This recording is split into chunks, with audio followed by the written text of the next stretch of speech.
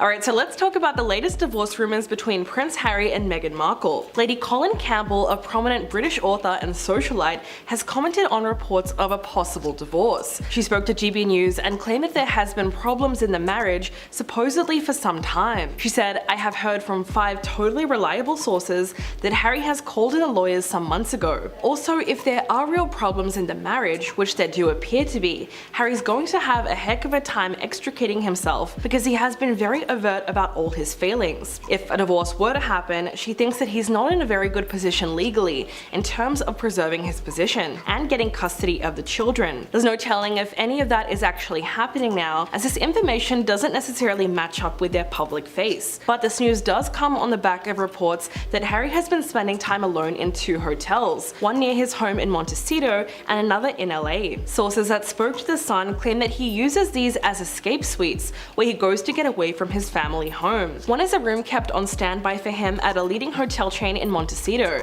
where he apparently stays occasionally without Meghan. His second option is a bit more exclusive. It's apparently a private members club in LA where he is known to stay after going to Barry's boot camp nearby. Of course, this insinuation is that Harry goes to these places to escape his wife, either because he just needs some time alone like we all do sometimes, or because his marriage is actually crumbling. Although that sounds a bit far-fetched considering how massive his Montecito home really is. The property is over 18,000 square feet with 9 bedrooms, 16 bathrooms, a tennis court, a guest house with 2 bedrooms, and a tea house. So there is plenty of spaces if either Harry or Meghan need some space from each other. But right now there are just so many stories going around about the supposed decline of their relationship. In just the past couple of weeks, we've seen a video of Meghan swerving a kiss from Harry when they were put on a kiss cam at an NBA game. There were also various rumors that the couple didn't celebrate their 5th wedding anniversary this year. Meghan's half-sister Samantha Markle also loves to support this narrative. She claims that she's seen signs that they were headed for divorce. She says they're really unhealthy for each other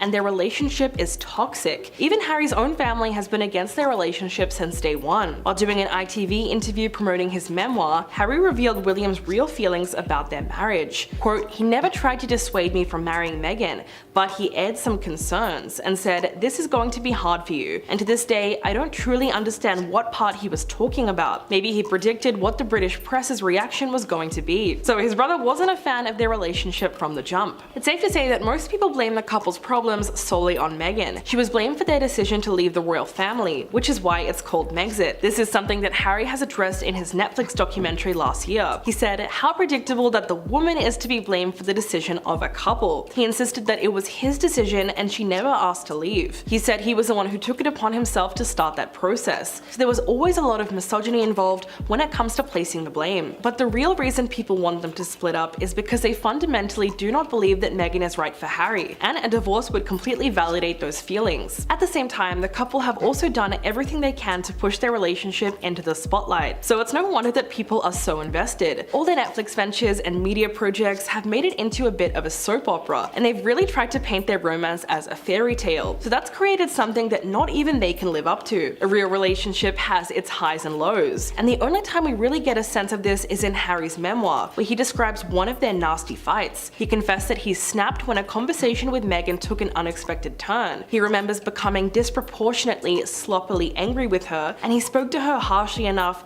that he said everything in the room came to a stop. After that, Meghan calmly let him know that she would never stand to be spoken to like that, and she asked him who he learned it from. In the book, Harry then calls this a light bulb moment, which helped him to realize how much he is a product of his own upbringing. But that's really the first and only time we ever hear about one of their fights firsthand. Number 10, we have the New York Police Department. The alleged car chase happened when Harry and Meghan were leaving an event in Manhattan. The event was Miss Foundation Woman of Vision Awards, where Meghan was being honored as one of the year's Women of Vision. The couple and Meghan's mother claimed to have been relentlessly pursued after leaving the event with their driver, who drove them in an SUV. But if the chase was as near catastrophic and highly aggressive as the couple has claimed, then where was the police involvement? Reportedly, the whole situation was 2 hours and had many near collisions with drivers, pedestrians, and 2 police officers. Just recently, the New York Times reported that the NYPD concluded that the incident requires no further investigation. In their statement, they basically indicated that they aren't believing the claims of how bad it was, and reportedly said that they believe no one broke any laws. Police officials have acknowledged that the car chase did become chaotic, and went on to say numerous photographers made their transport challenging challenging, and added there were no reported collisions, summons, injuries, or arrests. An anonymous law enforcement source even had some opinions on the whole thing, saying they should have just gotten to a hotel for the safety of everyone. Instead, they were cheap and wanted a free place to stay. Going on to tell Page 6, if they had just paid up and got a hotel, this supposed dangerous paparazzi chase would have never happened. The source explained that the situation would have looked like, adding, they would have driven back to the Carlisle, been photographed going inside, and that would have been the end of it. Number 9. Photo and video evidence. The lack of direct evidence has many confused. If there were as many photographers chasing them as there is claimed to be, then where are the photos and videos, and where are witness photos? Typically in high-profile events like this, there is at least something that will find its way to social platforms. But for this incident, there is seemingly very little. Harry and Meghan have looked to want to get a hold of any photos first though. The couple's legal team sent a letter to a photo agency that snapped the photos, Backgrid, and said, immediately provide us with the copies of all photos, videos, and films. Backgrid responded with its own letter, saying, in America, as I'm sure you know, property belongs to the owner. Third parties can't just demand it be given to them, as perhaps kings can do. The shade really doesn't go unnoticed. The photo agency didn't stop there though, and stood by their photographers. In a statement released regarding the incident, they said they had no intention of causing any distress or harm, as their only tool was their cameras. A few of the photos even show Meghan Markle smiling in the cab. Could this be why Harry and Meghan wanted to get a hold of the photos first? Number 8. Witnesses. Seems like many witnesses don't feel the car chase was quite as dramatic as Harry and Meghan and their team are making it out to be. A photographer who was on the scene at the time told People that it is sensational to even describe the car chase as near catastrophic. The photographer said, nobody got a ticket or arrested. I don't see how it was near catastrophic other than a crazy hyperbole. Another source added, at any point they could have gone to a police station or pulled into a garage. The photo agency Backgrid even claimed that it was Harry and Meghan's security escort who was driving erratically. They said the photographers report that one of the 4 SUVs from Prince Harry's escort was driving in a manner that could be received as reckless. Going on to say the vehicle was seen blocking off streets, and in one video it is shown being pulled over by the police. We do want to point out that according to photographers present, there were no near collisions or near crashes during the incident. Harry and Meghan have also claimed that the ordeal was 2 hours long as they were chased throughout the city, but a high-ranking source just doesn't agree. They revealed there were no collision reports or 911 calls, and the chase definitely wasn't 2 hours. Number 7. Security lawsuit. Could the timing of this situation just be a little too coincidental? Harry has had various problems over the years with security and the media, but more recently he has been in a legal battle for permission to pay for his own police protection in the UK. Harry sued the UK Home Office for a ruling that private individuals who have been denied police bodyguards should not be allowed to pay for them to be reinstated. Harry was stripped of his taxpayer-funded security when he decided to quit as a working royal back in 2020, and has been looking to get this reinstated ever since. But could this denial of paying for police protection force Harry and Meghan to feel that they had to prove they needed it with the car chase? The timing of this paparazzi story and the filing of the lawsuit has definitely struck up some suspicions. Number 6. Diana. The car chase is definitely similar to the heartbreaking story that we've heard before involving Harry's mother, Diana. Back in 1997, Diana and her boyfriend were in a black Mercedes when their driver tried to get away from a swarm of paparazzi. He hit a pillar in a tunnel, and unfortunately all 3 individuals in the car did pass away. Harry has been outspoken about his feelings towards the photographers who caused the crash. In the documentary Diana 7 Days, Harry said, one of the hardest things to come to terms with is the fact that the people who chased her into the tunnel were the same people that were taking photographs of her while she was still passing away in the back seat of the car. Harry reportedly told his friends after the fact that this is the closest he's ever felt to understanding what his mother went through. Meghan's half-sister Samantha even has some thoughts on this and insists that Meghan has an eerie obsession with the late Princess Diana. Samantha appeared on GV News after reports came out about the car chase. She said, from the stories of wearing Diana's perfume on their first date to being seen in photographs mimicking her every move, to reportedly even channeling Diana and putting her hands on stones, I think there seems to be an obsession. Samantha went on to say, let's not forget the lifetime drama escaping the palace, when at the end she is depicted dying similarly to how Diana did. And if that's not a little bit eerie and that's not a little bit obsessed, then please tell me what is. Samantha shared her belief that this is all in order to invoke Diana passing. She shared her speculation saying, Princess Diana is being evoked for convenience seemingly every time Harry and Meghan don't get their way or they want a PR opportunity. opportunity. Number 5. New York traffic. With New York being full of traffic, it has many speculating how legitimate a full-on chase claim really is. Whoopi Goldberg made her opinions known during a segment on The View. She said, "When you use that kind of verbiage, know your credibility will be cut in half, because New Yorkers will say nobody moves that fast." Going on to say, "I think people know that if it was possible to have car chases in New York, we'd all be making it to the theater on time." This car chase also led TikTokers to take to their social media to show how difficult it really would be to have a car chase in New York. In one video, a TikTok user shows a typical New York street filled with traffic. One person commented, "They could have gotten out of the car and ran faster." And another added, "Every man, woman, and child carries a phone, but no videos of this for 2 hours. Sure." Number 4. Switching cars. The switching of cars definitely had a few people suspicious, with many people questioning why would they leave the safety of their SUV to get into a random taxi. Reportedly, the paparazzi drove on the sidewalk, ran red lights, and drove the wrong way on a one-way street during the whole of the chase, according to TMZ. There were 6 vehicles allegedly following them with blacked out windows. The police ended up intervening and led them to a police station, as reported by the Associated Press. After staying there for approximately 15 minutes, they left in a taxi. This left a few social media users concerned as to why they would leave their car for a cab, rather than being escorted in their own car by police to their destination. Instead, after 10 minutes in the first cab ride, the security official that was accompanying the couple and Meghan's mother asked the driver to return to the original location. But after a garbage truck blocked the path, one of the royals insisted they return to the police station. A video posted by TMZ showed the couple in a cab, stuck in traffic and being photographed. The cab was then finally escorted by the NYPD along with flashing lights to their final destination. But it does leave more questions though, because why would they need to switch cars in order to outrun the paparazzi? Why didn't they just ask the police escort in the first place? Number 3. The other royals give no comment. With the event looking like it is nearly history repeating itself, many look to the palace to give a statement. But with the royals refusing to comment on anything Harry or Meghan does, it looks like this situation was no exception. When Us Weekly asked the palace for a statement, they simply responded by saying, "This is not something we're commenting on." Considering how similar this event was to the 1997 car crash, many were expecting more of a reaction from the other working royals, but it looks like this will never come. One social media user commented on this and said, "The palace knows that no comment is a comment." Another added saying, "The decline to comment from the royal family is loud." Number 2. Sympathy. Another speculation that this car chase could be more exaggerated than it really was is that Harry and Meghan could be looking for sympathy, considering their mixed reviews in the media. The couple has done various interviews and Netflix specials that have shown viewers a look into their life as a modern royal. But with Harry's tell-all memoir, the couple gained a label as being a bit controversial. In the memoir, Harry claims that his brother William physically attacked him, as well as accusing his father, King Charles, of being selfish. Though a few saw this book as being informative and even humanizing the royal family, other readers thought that he was just sharing a little bit too much and not making himself look good in the process. With one reader even saying, "Harry is now just as entitled as the others." With this and the fact that he just recently attended King Charles' coronation solo, could the couple be exaggerating the situation in order to gain back some of their fans? Number 1. The taxi driver. In order to get away from the paparazzi, Harry, Meghan, Meghan's mother, and the security personnel all hopped into a cab. So what does the cab driver who was in the chase have to say about this whole incident? Chris Sanchez, who is a member of the couple's security team, said, "I have never experienced anything like this. What we were dealing with was very chaotic. There were a dozen vehicles. It could have been fatal." But it doesn't seem like the taxi driver, Mr. Singh, agrees. He shared to the Washington Post, "They kept following us and they were coming next to the car. They took pictures as we were stopped and they were filming us." Going on to say, "I don't think I would call it a chase. I never felt like I was in danger. It wasn't like a car chase in the movie. They were quiet and they seemed scared, but it's New York, it's safe." He revealed that the entire journey with the group only lasted about 10 minutes. Mr. Singh also explained that the paparazzi weren't being aggressive, sharing, "They were behind us. I mean, they stayed on top of us, but that was pretty much it. It was nothing more. They kept their distance." Number 10. The coronation. Though King Charles's coronation isn't until May the 6th, it hasn't stopped speculation as to what might occur at the royal event. After facing massive criticism since stepping down from their royal duties 2 years prior, the couple have now been warned about attending the upcoming coronation. Nigel Farage, a political commentator, has revealed that he would rather they didn't come at all. He spoke to Fox News about his thoughts on the matter and said, "We are so sick to the back teeth of this whining couple. This couple forever tells us they want privacy while they do Netflix and write films. We are sick to death of them." Nigel didn't stop there and admitted that if he believes they come, the people in the streets of London will boo them. It does look like they got a royal invitation though, as a spokesperson for the couple said, "I can confirm the Duke has recently received email correspondence from His Majesty's office regarding the coronation." They also added how they are still considering attending the event or watching from home like the rest of the general public. A few fans of the British royal family have revealed how upsetting it would be if Harry didn't attend for his father, leaving a few to speculate if he will come by himself for support. The spokesperson for the couple spoke to the Sunday Times and said, "An immediate decision on whether the Duke and Duchess will attend will not be disclosed at this time." So I guess only time will tell for this one, but from our end it looks like a little bit of a lose-lose situation. Number 9. Time Magazine. In 2021, Harry and Meghan were featured in Time Magazine's 100 Most Influential People, and to mark this accomplishment, they were featured on the cover. In the magazine, the couple were praised for their compassion for people they don't know. The photo on the cover shows Harry in an all-black outfit and Meghan wearing all white. Many think that the photo is very powerful, whereas others feel very differently, saying how heavily airbrushed they look. One fan wrote, "They look different from the usual heavily airbrushed picture there. This is sending out the wrong message." Another person said, "This is the weirdest photo." And also other people have been speculating that it looks like CGI. Though many couldn't get over the seemingly awkward picture, a few were left wondering what they were influencing at all. One Twitter user wrote, "Funny if it wasn't not ridiculous. Harry and Meghan have zero influence outside of America. Please do some research next time." Looks like we can consider this one more of a virtual type of boo. Number 8. The handshake. Although not quite a loud boo from a crowd, this had to be an awkward silence. A clip which has been shared all over social media shows a pretty uncomfortable moment between Meghan and a fan of the royals. The clip shows a woman who refuses to put her hand out when Meghan came along to shake it. She then turned her head away from the Duchess entirely. This happened at Windsor Castle just after Meghan and Harry were joined by Prince William and Kate Middleton for a walkabout. The group of four were walking and greeting the public that came out to show their respects for the late Queen, when Meghan was so clearly snubbed. Seemingly unfazed, she moved on with the rest of her greetings, but we can see that the woman giggled about the incident afterwards with her friend. The woman looks to have company in her dislike of Meghan. In a polling done by Newsweek late last year, Meghan was liked by 27% of Americans and disliked by 44%. Definitely not ideal for the couple who have been struggling in the public eye for quite some time. Number 7. Germany. Harry and Meghan made their way to Dusseldorf, Germany in September of 2022, all to promote the Invictus Games. The games are a competition for wounded, injured, and ill-service personnel and veterans. The couple arrived at the City Hall and were welcomed by the mayor as well as hundreds of fans, mostly cheering, but unfortunately not all of them were happy to see them. A few royal fans have claimed that many attendees in the audience were booing at the pair. Not long after these accusations circulated, a video made its way to social media showing the alleged booing. Although it can't be confirmed if this clip is authentic, it seems many wouldn't be surprised if they were booed on arrival. Number 6. The book release. Prince Harry came out with a tell-all memoir, Spare, and it quickly became the UK's fastest-selling non-fiction book ever. But is all publicity really good publicity? The memoir has been labelled as pretty controversial because the prince claimed that his brother William physically attacked him and accused his father King Charles of being selfish. Although a few people saw this book as being informative and even humanizing the royal family, other readers thought that he was sharing way too much and making himself look good in the process, with one reader even saying Harry is now just as entitled as the others. During a promotional tour for his book, outlets began making up nicknames for the PR push, calling it Me Tour or the Wine Tour, leading an expert to believe this whole situation is the final nail in the coffin for his family relationships. And with William's alleged reaction, it looks like he could be right. A source told Us Weekly earlier this year that William was absolutely horrified by what was written about him. They said, "William doesn't even recognize his own brother anymore. He wants to believe that there's hope for peace down the line, but it's hard. By exposing most of your secrets to the world, it really doesn't leave you with many places to hide." Number 5. Thanksgiving Jubilee. The Queen's Platinum Jubilee celebrations in June of 2022 were in honor of her 70 years on the throne. It was really a royal affair. With all the big names in attendance, Harry and Meghan decided on making their appearance pretty short and sweet and attended just one of the events. They didn't even join in on the reception afterwards with the rest of the royal family. The fact that they skipped out on the reception is probably because of their icy welcome at St. Paul's Cathedral. This was the first public appearance that the couple made with the royal family in 2 years, after they stepped down as senior members of the monarchy. The crowd appeared to be booing as Harry and Meghan were leaving the church service. Not only that, but many speculated that they also didn't interact with Kate and William during the day, regardless of being in the same room. A source said, "At the moment, it doesn't look likely that Harry and Meghan and William and Kate will meet up separately during the Jubilee celebrations." A few people have speculated that the videos which show the booing could have been doctored, with some fans believing the boos were for Boris Johnson instead. But let us know what you guys think. Number 4, the Netflix special. The docuseries Harry and Meghan was one of the most anticipated shows of 2022. The series starts by saying this is the first-hand account of Harry and Meghan's story, told with never-before-seen personal archives. But the members of the royal family declined to comment. The whole thing really shows a close-up look at royal life and most likely caused some intense reactions at the palace. A source close to the couple said to the press, "These are two people who really love each other and who have respectively given up everything at different points to be together." Though it shows some pretty cute family moments, it also dived into what Harry refers to as a dirty game, which is going on between the press and the palace. This left some viewers confused because it seemed like he was only inviting the media in more by coming out with this series. One fan shared on TikTok, "I felt like this entire documentary was about how famous you are. It was relentless. If you're being trolled by the media, the royal family gives you advice to say nothing, because that's the advice most famous people are given." Although some fan reactions were pretty similar to a full-on crowd boo, you can probably imagine the palace's reaction was even worse. Though the royal family has declined to comment, it appears that they knew what the series entails. A source close to William and Kate revealed that the couple is refusing to watch the Netflix special, but is having aides watch it instead. They said it will take a long time before there is harmony between the brothers. There is a lot of anger there. As for the dad though, he is looking to be more forgiving. A royal household source said, "The door is always open when the king is concerned. He would certainly rescue the situation if he could. He would love this to stop." With mixed reviews all around, you can only assume how tense those family phone calls would have been. Number 3, National Television Awards. The NTS is a star-studded event which is attended by some of Britain's biggest stars. Harry and Meghan attended the event in September of 2021, and it all seemed to be going very well. And a TV moment montage began playing for the audience. The video featured Meghan, and there was allegedly an immediate booing throughout the arena. A celebrity source who asked not to be named said, "When the clip came up of Meghan, there were boos from the audience. Some shouted out and there was laughing." The source continued by saying, "There were a few embarrassed faces. Sadly, Meghan was obviously not too popular on the night. The booing was left out on the live stream for those at home, but with many confirmations that it did actually happen, it had to be a pretty awkward experience." Number 2, Manchester Hall. Harry accompanied Meghan in Manchester for her speech at the One Young World Summit at Bridgewater Hall just last year, but the two got a pretty cold welcome and were booed when Harry and Meghan got out of their car. The Duchess was there to give a speech on gender inequality to an audience of about 2,000 people. She shared in her speech how she was overwhelmed by her opportunity during her first appearance at One Young World in 2014. She said, "I was the girl from Suits, and I was surrounded by world leaders, humanitarians, prime ministers, and activists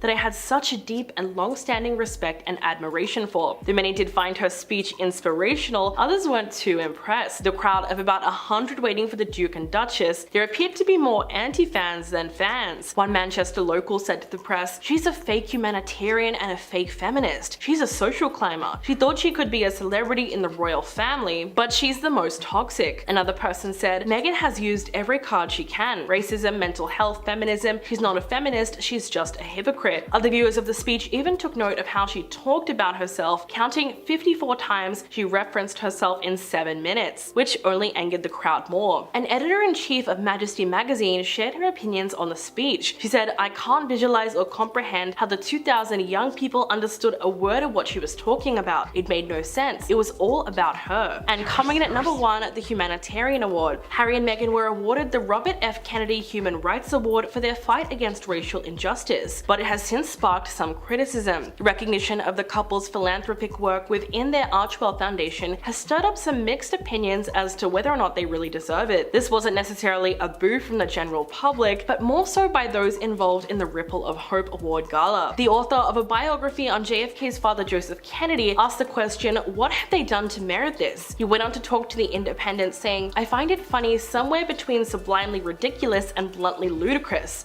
It's absurd." Even Kennedy's son seemed to feel strongly about the choice of Harry and Meghan, telling the Daily Mail, "It's a bewildering choice." Even with some speculation circulating as to the reasons they were chosen, a few others seem to believe this is a step in the right direction. Number 10. Marrying into the family. It's no secret that Princess Diana struggled with life being a part of the royal family, and having witnessed his mother's attempts to cope with life as a senior member of the royal family, Prince Harry understood Meghan's struggles with the institution after the two married. Both women effortlessly exude larger-than-life presences that captivate the public to the dismay of those around them, Harry said. Harry then added, "First time that the penny dropped for her, Em and I spent the night in a room in Buckingham Palace after an event where every single member of the family had been, including the Queen. The next morning, while eating breakfast together, the couple spotted a UK newspaper where on the front page of the Telegraph was Meghan. I went, "Oh my god," Meghan recalls. She was like, "But it's not my fault." And I said, "I know, and my mum felt the same way," Harry said. The Duke explains that jealousy is a common phenomenon in the family that relies on news coverage in order to do their work. The issue is when someone who's marrying in, who should be a supporting act, is then stealing the limelight or is doing the job better than the person who was born to do this, that upsets people. It shifts the balance because you've been led to believe that the only way that your charities can succeed and the only way that your reputation can be grown or improved is if you're on the front page of those newspapers. But the media are the ones who choose who to put on the front page. Number 9. Treatment of the press. Prince Harry said in an interview with Oprah Winfrey that the media's mistreatment of his wife painfully reminded of him how the press treated Diana. "My biggest concern was history repeating itself, and I've said that before on numerous occasions very publicly," Harry said. "What I was seeing was history repeating itself, more perhaps or far more dangerously, because then you add race in and social media in. And what I'm talking about, history repeating itself, I'm talking about my mother." He talked about feeling trapped and helpless in the institution of the royal family. The couple said they asked for help, both together and separately, on their struggles with mental health and combating racist rhetoric from tabloids, but said they didn't receive support. "When you can see something happening in the same kind of way as my mother's story, anybody would ask for help, ask the system of which you are a part of, especially when you know there's a relationship there. They can share some truth or call the dogs off or whatever you want to call it, but they didn't," Harry said. Number 8. Struggling with mental health. In their Oprah interview, Meghan says she was told she couldn't get help despite having thoughts about ending her life, but that royals have seen therapists before. Princess Diana opened up about her experience with postpartum depression in an interview with BBC in 1995. She told the network she received a great deal of treatment, and she briefly touched on the royals' family response. "Well, maybe I was the first person ever to be in this family who ever had depression or was ever openly tearful, and obviously that was daunting because if you've never seen it before, how do you support it?" However, Meghan said she spoke with a senior member of the royal institution about seeking help for mental health and was turned away. "I said that I've never felt this way before and I need to go somewhere, and I was told that I couldn't, that it wouldn't be good for the institution." The Duchess of Sussex also tried to get help via the institution's Human Resources Department. Although she received some sympathy, representatives of the institution told her there was nothing they could do for her. "I remember this conversation like it was yesterday because they said, 'My heart goes out to you because I see how bad it is, but there's nothing we can do to protect you because you're not a paid employee of the institution.'" Many people doubted that Meghan was turned away for help as Diana received it when she asked for it, but Harry and her insist that they were denied help. Number 7. Royal tours. Meghan and Harry's and Princess Diana and Prince Charles's royal tours of Australia were the turning point in their lives. In the tell-all interview with Oprah, Harry said, "My grandmother has been amazing throughout, you know, my father, my brother Kate, and all the rest of the family, they were supportive. They were really welcoming, but it changed after the Australia tour. That's when we announced we were pregnant with Archie. It was our first tour," Meghan added. "And it was the first time that the family got to see how incredible she is at her job," Prince Harry continued, adding that it reminded him of the glowing public reception his mother received during her tour of Australia. Princess Diana and Prince Charles's first tour of Australia similarly shed light on how popular the new royal had become abroad, as she was met with many adoring fans. "We had a 6-week tour, 4 weeks in Australia and 2 weeks in New Zealand, and by the end, when we flew back to New Zealand, I was a different person. I realized the sense of duty, the level of intensity of interest, and the demanding role I now find myself in," Diana said. Number 6. Being driven away by the media. Harry also opened up about being scared for the future of his wife, sharing his concern at the time and referring to the paparazzi's harassment that ultimately resulted in the tragic death of Princess Diana. "I was terrified of her being driven away by the media," Harry admitted to the viewers in their documentary. He previously talked about it during his Apple TV Plus series, revealing that his biggest regret is not making more of a stance earlier on in my relationship with my wife. History was repeating itself, my mother was chased to her death. Number 5. Both entered entered marriages as non-royals. Before announcing her engagement to Prince Harry and joining the royal family, Meghan was an actress and ran her own lifestyle blog. However, not only did she enter a relationship with Prince Harry as a non-royal, she claims that she knew very little about the royal family as a whole or what being a working royal actually entailed. "I didn't grow up knowing much about the royal family. It wasn't something that was a part of the conversation at home. It wasn't something we followed," she told Oprah in March 2021. Now, Princess Diana grew up in an aristocratic family and had more knowledge of the royal family, but revealed that she had no idea what joining the royal family would actually entail and the support she would or wouldn't have. Number 4. They share the same qualities. It's said that men really do tend to look for partners with similar traits and values as their mothers. A personality test given to the mothers and wives or girlfriends of British men found that they tend to have a lot in common. Men whose mothers have strong values, such as respecting others' opinions and being kind, appear to look for the same thing in their other half, and it seems like Harry is no exception to this. In the documentary Harry and Meghan, Harry shares his love for his mother and also expresses that some of the things he loves most about his wife are qualities she shares with the late Princess Diana. In the documentary, Harry said, "So much of what Meghan is and how she is so similar to my mom. She has the same compassion, the same empathy, the same confidence. She has this warmth about her." Now, some people might find this sweet, while others may find it creepy. Which one do you think it is? Number 3. The attention. Princess Diana spoke about how isolating the attention became, especially from the media. She said, "The most daunting aspect was the media's attention because my husband and I, we were told when we got engaged that the media would go quietly, and it didn't. And then when we were married, they said it would go quietly, and it didn't."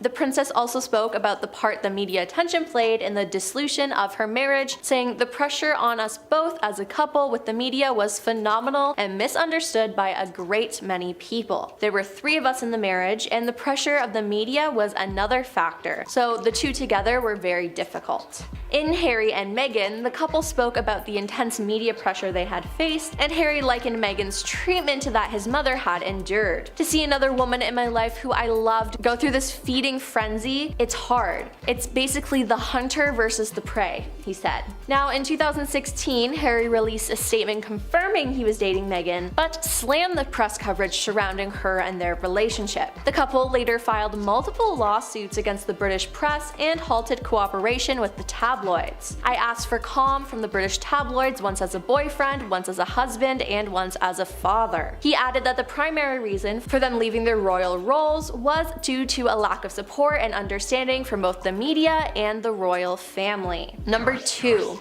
Royal exit to Princess Diana's death. While being interviewed by ITV, Harry said the reason why he had a royal exit with Meghan was due to him fearing that Meghan would end up like his mother if they stayed with the royals any longer. He said, "I do not want to be a single dad. I never want to be in that position. I never want to be in that position," referring to his mother's death in 1997 following a car crash. He reiterated, "I don't want history to repeat itself. I do not want to be a single dad, and I certainly don't want my children to have life without a mother or father." Harry has 2 children who he shares with Meghan, Archie and Lily. In 2020, they announced their plans to step away from their roles in the royal family, which made headlines. 1 year later, they confirmed that the decision was made permanent and they moved to California. They did this so they could get away from everyone and everything, as it was affecting their lives so much they couldn't take it. And number 1, history repeating itself. The docuseries premiere opens with Harry speaking about still feeling haunted by the memories of feeling helpless when his mother struggled with the tabloid media. "I always wanted to be normal as opposed to being Prince Harry just being Harry," he says. "It was a puzzling life, and unfortunately when I think about my mom, the first thing that comes to mind is always the same one, over and over again. Strapped in the car, seatbelt across, my brother in the car as well, and my mother driving and being chased by 3, 4, 5 mopeds with paparazzi on them. One of the feelings that comes up is helplessness, and that happened every single day until she died." After reflecting on his mother's tragic death and his pain-driven view of the UK media in the first episode, Harry talks about how similarities between his childhood and his adult life had rampantly crept up, especially in his relationship with his now wife Meghan. "We got followed, photographed, chased, harassed. The clicking of cameras and the flashes of the cameras makes my blood boil. It makes me angry and takes me back to what happened to my mom and what I experienced as a kid. Not just traditional media, but also social media platforms platforms as well. I felt completely helpless, he said.